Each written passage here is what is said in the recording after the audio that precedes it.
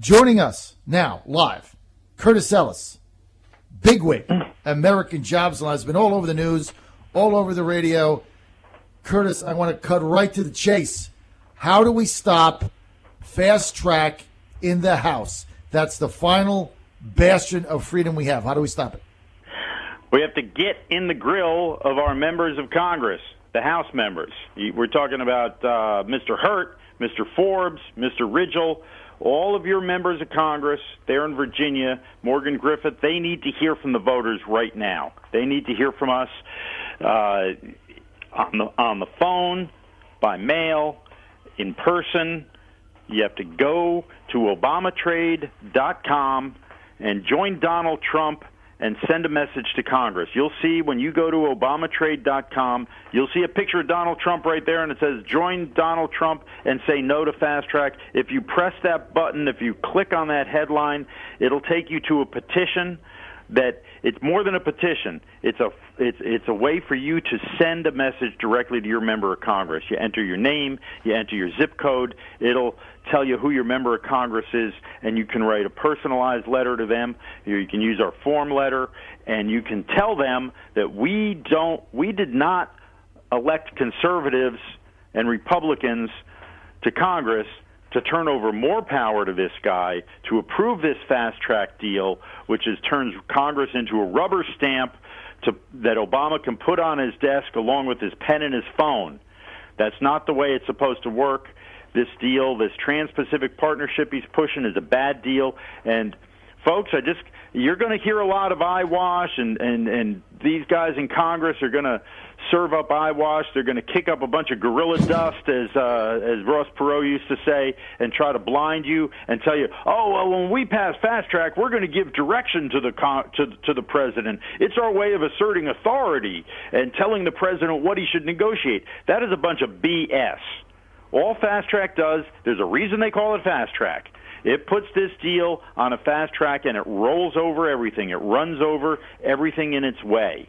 This president has been negotiating this stinking deal for 5 years, and they all say it's about wrapped up right now. For Congress to, pass a law and say, well, I want you to take into account religious freedom with the countries we negotiate with. I want you to take into account currency manipulation. I want you to put that in the deal. It is absolutely non-binding. It has no effect on this president. They've been negotiating this deal for 5 years. It's just about done. This cake, my friends, is baked.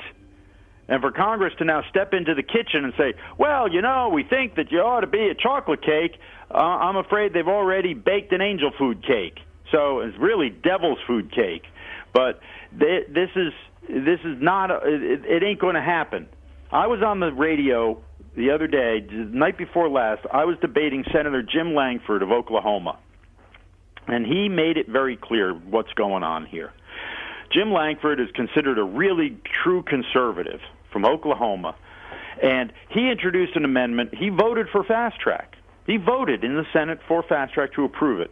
He introduced an amendment that said directing the president and the White House to take into consideration religious persecution and religious liberty when they negotiate this deal. Take into consideration religious freedom. And he gives his eloquent speech that, we must trade with nations that respect religious liberty and the dignity of man, the dignity of all individuals to worship according to their faith.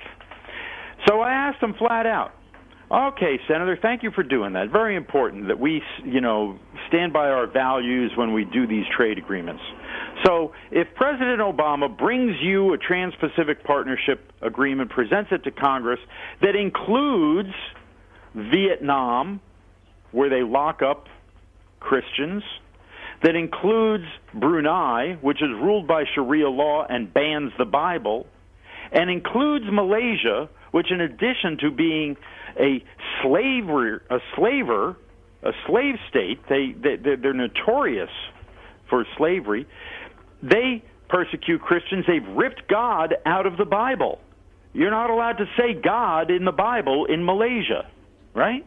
If he presents you an agreement that has those countries in it, will you vote no? And you know what the senator said? Oh, well, I'd have to study the agreement.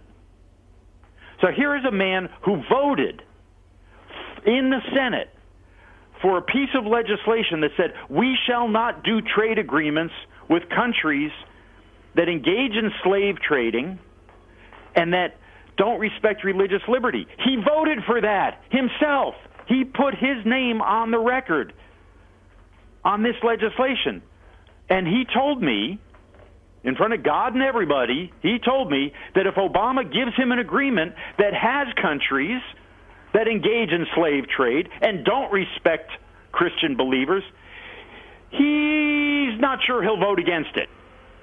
That shows the kind of charade and sham that's going on, and that every amendment that we can expect to turn up in the House when this debate begins in the next few weeks, if it begins, if they have the nerve to bring this to the floor, and I have my serious doubts whether this is ever going to come up for a vote, because they're not going to get the votes to pass this sucker. It's such an abomination. But when they start offering amendments on this deal, they're going to say, oh, well, it's going to do this, and it's going to do that, and it's going to direct the president to make this kind of agreement and that kind of agreement, and Congress is going to enforce its will. You tell me any time this president has ever followed the guidance that Congress gives it. And after you're done searching your memory and your imagination to tell me when this president, Obama, has ever respected the will of Congress, once you're done finding that straw in the wheat field, when you're done finding that mote of dust in the Sahara Desert, then show me the evidence that Congress has the will to enforce it when Obama ignores it. When has Congress ever turned around? When Obama sticks his thumb in their eye, when has Congress said, enough, no more? When? On amnesty? When? On Obamacare? When? On you like your insurance, you can keep it? When has Congress ever stood up to this guy in the White House? So now to come back and say, we're going to amend fast track, and we're going to tell the president that he can't do this, and he can't do that, and he must do this, that is a bunch of crap. And I had Senator Langford on the radio say that to me, not in so many words, but when this man, who is supposed to be a stand-up guy for religious liberty and defending the rights of believers to worship the God of their choice, when I asked him, well, what if Obama gives you a trade deal that gives most favored nation status to a country that has no respect for religious liberty, that takes that country and puts it on the same level as Great Britain or the Vatican? Will you vote no against that agreement? He could not bring himself to say, no, I will not vote against that agreement. Folks, fast track is a rubber stamp for the Trans-Pacific Partnership. And the only way to stop the Trans-Pacific Partnership is to stop fast track, to vote no on fast track. Go to obamatrade.com right now and tell your member of Congress you expect them to vote no on fast track. If you know your congressman, call him, call her, tell them, tell Barbara Comstock, tell Randy Forbes that the people will not stand for this. Well, fast track, if that passes, it is the guided pathway for the Trans-Pacific Partnership Act, which, as you've just so eloquently outlined, Curtis, is a complete and unmitigated disaster for America. Now, let me tell you something else. You are 100% right. All these amendments are going to float up there. This is all a facade. This is all a smokescreen. This is all a ruse. This is all just political gamesmanship. Oh, I've got this amendment does this, that amendment does this other amendment does that. It's all going to be fine because I amended it to death. The amendments aren't going to mean crap. That's the bottom line. If fast track passes, then the Trans-Pacific Partnership will pass. And I'll tell you why. Dr. Green, this is all about money on two sides. This is the culmination of globalists, elitist, worldwide search for slave labor. And once they get it, They're going to drive down everybody's wages. They're going to make more billions of dollars, and they're going to pour that money in all of the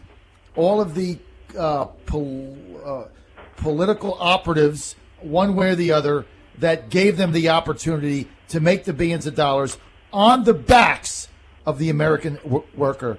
Hey, Curtis, we're out of time. Thanks for being with us. Have a good week.